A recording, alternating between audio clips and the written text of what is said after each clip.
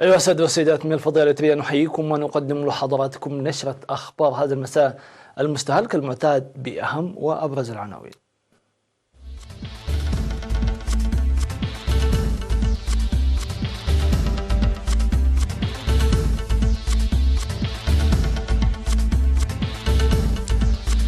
كلية إدارة الأعمال والعلوم الاجتماعية تخرج دفعة جديدة.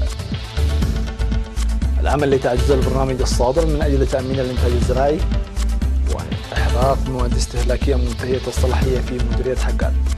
جرائم تهدد الملاحة البحرية البريطانية. أعنف زلزال منذ عقدين يضرب كاليفورنيا الأمريكية. ومليارات دولارات جديدة من صندوق النقد الدولي للأرجنتين. أهلا بكم من التفاصيل. خرجت كلية إدارة الأعمال والعلوم الاجتماعية بعد غيح في 6 من يوليو الحالي 523 طالبا وطالبة، وتخرج 251 من الطلاب الذين تلقوا التعليم في 17 مجالات بشهادة البكالوريوس و272 بالدبلوم.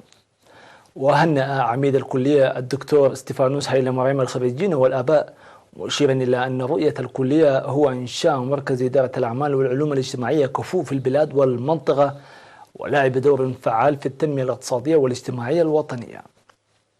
وذكر بأن الكلية تعمل بجدية لتطوير القدرات البشرية، حيث أرسلت في الوقت الحالي 7 مدرسين من أصل 30 مدرسا إلى مختلف الدول لتلقي التعليم بشهادة الدكتوراه. من جهتها قالت وزيرة السياحة السيدة سكالو منقريوس أن التعليم أساس كافة التطورات ويكون أكثر فعالا مع إضافة الوعي، وأن انطلاق الحكومة الإيطالية من مبدأ إرساء العدالة الاجتماعية تقدم التعليم للجميع حتى مستوى الكليات. وأكد ممثل الخريجين جاهزيتهم على مساهمات فاعلة لإنجاز برامج إعمار البلاد، وخاصة حملة التنمية مستفيدين من المعرفة المكتسبة. وقد خرجت كلية إدارة الأعمال والعلوم الاجتماعية هذا العام للمرة 12 منذ تأسيسها، وذلك في مجالات إدارة المحاسبة وإدارة الأعمال وعلم الاقتصاد والإدارة المالية وإدارة البنوك والسياحة والفندقة واللغة الإنجليزية واللغات البترية والفن والجغرافيا والتاريخ والصحافة ووسائل الإعلام والقانون والعلوم السياسية والعلاقات الخارجية، بالإضافة إلى علم الأعمال الاجتماعية وعلوم الآداب. وتخرج من كلية إدارة الأعمال والعلوم الاجتماعية خلال السنوات العشر الماضية أكثر من 8000 طالب بدرجات الماجستير والبكالوريوس والدبلوم والشهادة.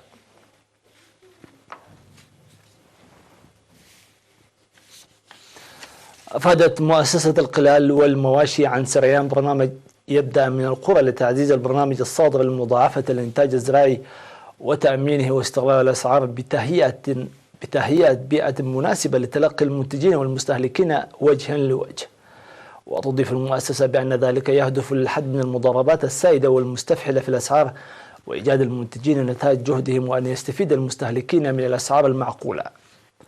وقدم المدير التنفيذي للمفوضية الرائد كبرى توضيحا مفصلا فيما يخص هذا الشأن، وقال أن تأمين مؤسسات منتجة وخاصة المزارعين ومربي الماشية أمر أساسي، وتقوم الحكومة بتوفير المستلزمات اللازمة بالمجان بهدف مساعدتهم ودعمهم مثل البذور والسماد وأدوية الآفات الزراعية ومتابعة صحة المواشي وخدمات المواصلات.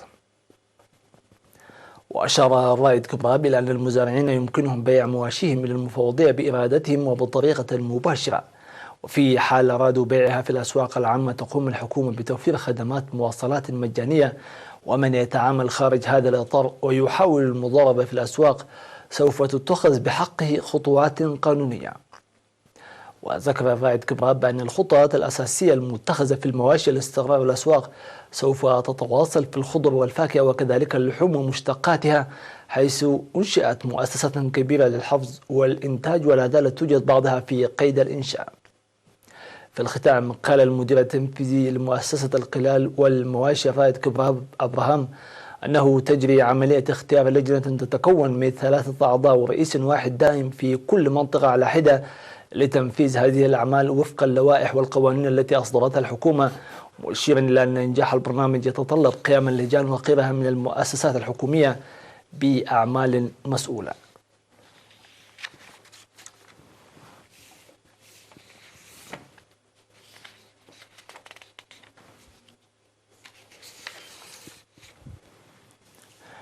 في إطار الجهود الرغبية المتواصلة فيما يتعلق بالسيطرة على المواد الاستهلاكية منتهية الصلاحية بالمؤسسات التجارية، شهدت مديرية حقات في الأول من يونيو الحالي إحراق مواد استهلاكية جمعت في العام 2018 وحتى منتصف عام 2019، واشتملت المواد على الزيوت والحليب والبسكويت والصابون والصلصة وحب الشاي ومستحضرات التجميل والبلاستيك وغيرها من المواد الاستهلاكية.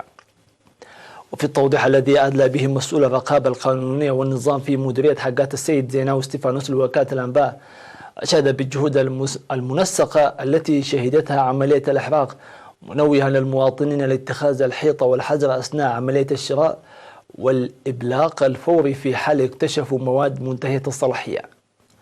من جانبها أوصت عضوة الصحة البيئية الشابة في بلته أوسط المواطنين لزيادة تعاونهم ورفع وعيهم باعتبار أن المواد الاستهلاكية منتهية الصلاحية تحدث أضرارا جماء.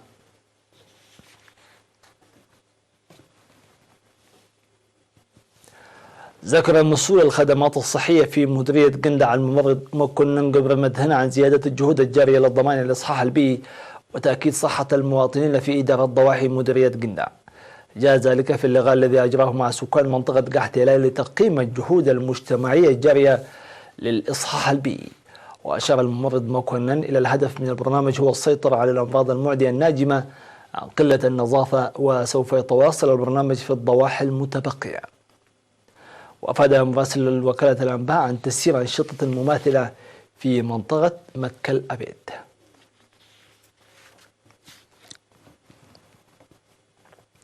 سيداتي سادتي، إلى فاصل ومن ثم نوافيكم بالأنباء العالمية، فتفضلوا بالبقاء معنا.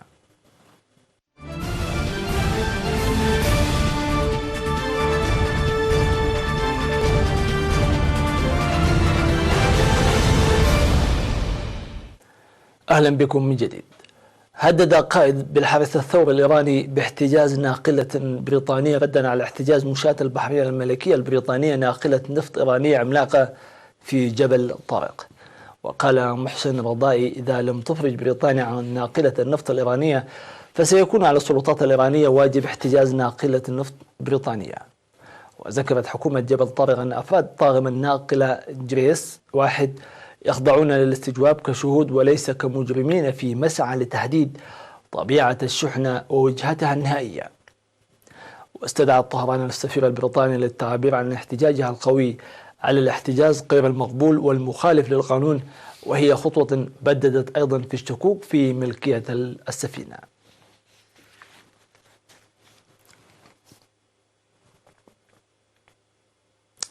ضرب زلزال بقوة 7.1 على مقياس ريختر جنوب كاليفورنيا، وهو الأعنف الذي يضرب الولاية الأمريكية منذ 20 عاما.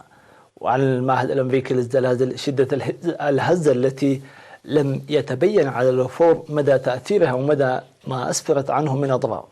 وكان زلزال بلغت قوته 6.4 درجة ضرب الولاية الواقعة في غرب الولايات المتحدة وشعر به السكان في منطقة كبيرة وفق ما ذكر المعهد الجيولوجي الأمريكي.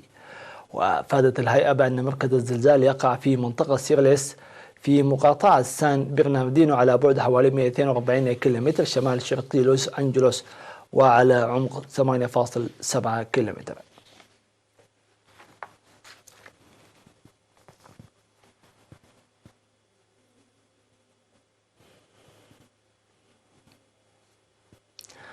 توصل صندوق النقد الدولي والسلطات الأرجنتينية إلى اتفاق للإفراج عن دفعة جديدة من المساعدات بقيمة 5.4 مليارات دولار لصالح بوينس آيرس بحسب ما أعلن المدير العام المؤقت لصندوق النقد ديفيد ليبيثون.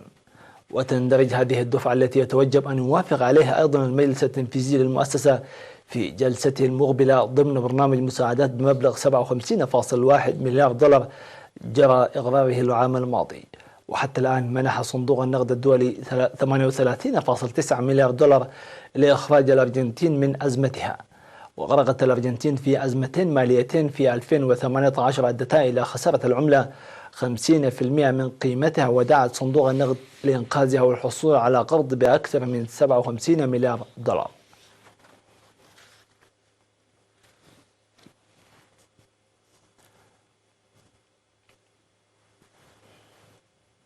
وختاما في هذه النشرة، في مسعى لتحقيق أكبر استفادة من الطاقة وترشيد التكاليف، استعان المهندسان المعماريان جان بيير لوت وباتريك ريموند بأعوازل وألواح شمسية لنحت فيلا فاخرة صديقة للبيئة داخل صخرة ضخمة في موناكو.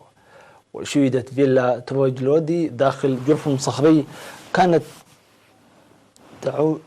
كانت تقيم فيه قرية حصينة تعود إلى القرن العاشر قبل الميلاد، وتبلغ مساحتها 220 مترا تقريبا، وتتألف من 6 طوابق و3 غرف نوم و3 حمامات ومسبح. وقال أحد المهندسين أن الفكرة حضرته عندما كان يعاين المكان مصحوبا بتحدي توفير المساحات والإضاءة. وتضم البناية وحدة مصقرة لمعالجة المياه وألواح شمسية لتوليد الكهرباء ونظاما طبيعيا للتدفئة لتقليل انبعاثات الكربون. والفيلا التي استغرق بناؤها نحو 20 شهرا معروضة للبيع دون الإعلان عن سعر رسمي، لكن يتوقع أن تسجل ما يتراوح بين 30 و 40 مليار يورو.